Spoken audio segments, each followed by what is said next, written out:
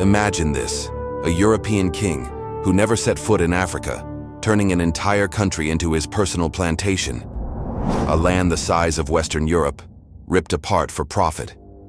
Villages burned, children's hands chopped off, millions killed.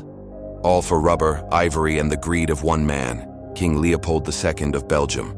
This isn't just history. It's one of the bloodiest human rights disasters the world has ever seen. And yet, many people today still don't know the true horror of what happened in the Congo Free State. In the late 1800s, Europe was in the middle of the scramble for Africa. Nations like Britain, France, and Germany were dividing the continent like a cake.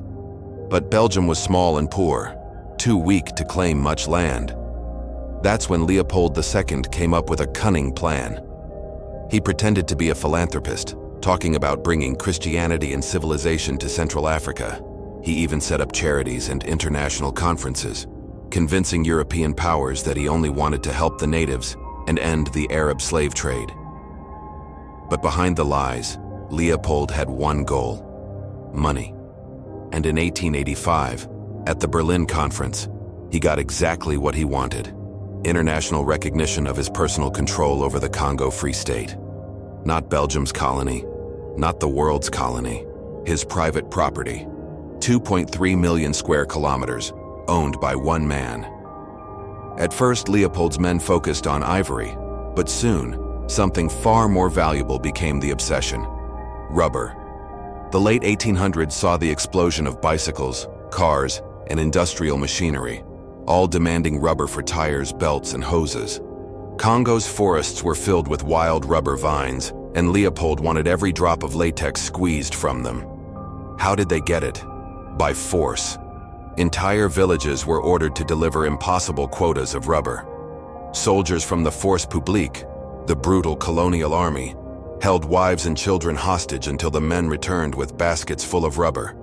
And if they failed, punishment was swift and horrifying. The most infamous symbol of Leopold's Congo was the severed hand. The Force Publique was given bullets to enforce the quotas. But to make sure no bullet was wasted, they had to bring back a human hand for every shot fired. So soldiers cut off the hands of men, women, even children, sometimes while the victims were still alive. Hands piled up in baskets. Villages mutilated. Families torn apart. It was terror on a scale that's almost impossible to imagine. Some men fled deep into the forest, rather than risk mutilation. Others killed their own children to save them from torture. Historians estimate that between 10 and 15 million Congolese people died under Leopold's rule. Think about that. An entire population decimated.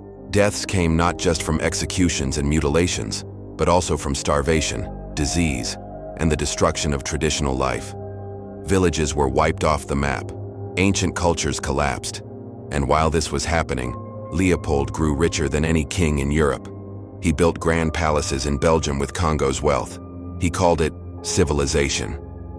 But in reality, it was genocide for profit. For years, the outside world believed Leopold's lies. His propaganda machine painted him as a saint, bringing light to Africa. But the truth eventually began to leak out. Missionaries, travelers, and whistleblowers smuggled out reports of massacres and mutilations. Photos of Congolese men with missing hands shocked the world.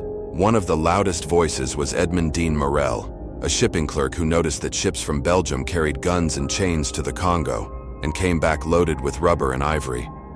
He knew something terrible was happening. Morel joined forces with activists like Roger Casement, who documented the atrocities in graphic detail. Their campaign turned public opinion against Leopold. By the early 1900s, international outrage had become too loud to ignore. Newspapers, protests, even writers like Mark Twain and Arthur Conan Doyle condemned Leopold.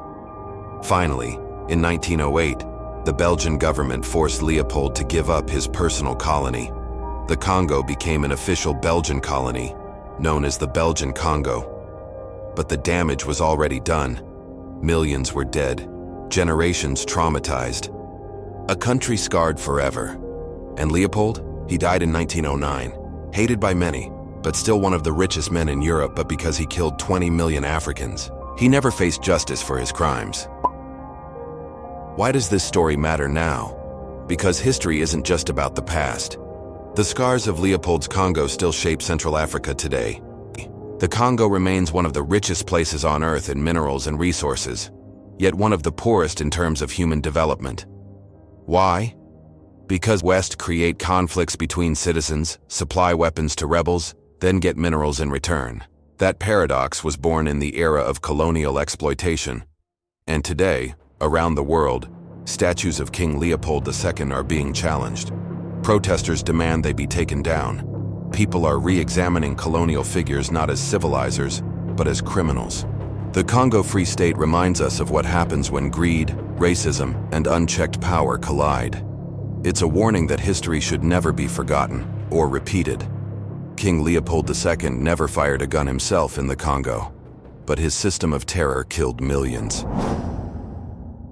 His greed turned human lives into rubber and ivory, and I don't see the reason why he was cutting their hands off. This was one of the darkest chapters in African and world history. So now I ask you, do you think the world has truly faced the crimes of colonialism, or are we still living in its shadow? Comment below, share this story, and let's keep the memory alive. Don't forget to press subscribe button so you motivate me to keep digging our past, because only by remembering can we demand justice and build a future that is different.